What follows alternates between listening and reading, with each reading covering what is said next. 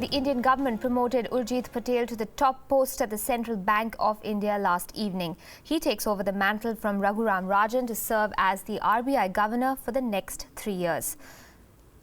Patel headed a panel that recommended landmark changes to the monetary policy in India and will now get to implement the policies he once helped shape. Here's the report.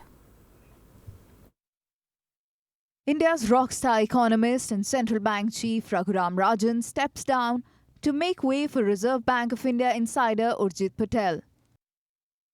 Prime Minister Narendra Modi ended 2 months of ensuing uncertainty by picking Patel, who has been a deputy to outgoing chief Rajan and the driving force behind the RBI's transformation into an inflation-targeting central bank. India's Finance Minister Arun Jaitley and others in the ministry welcomed Patel's appointment.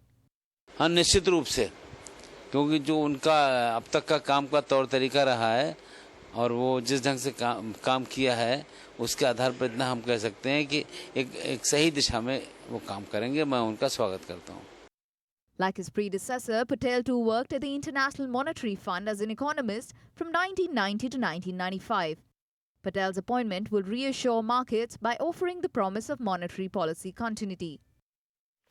But Patel takes over at a time when consumer inflation has risen well above RBI's 4% target, accelerating to 6.07% in July.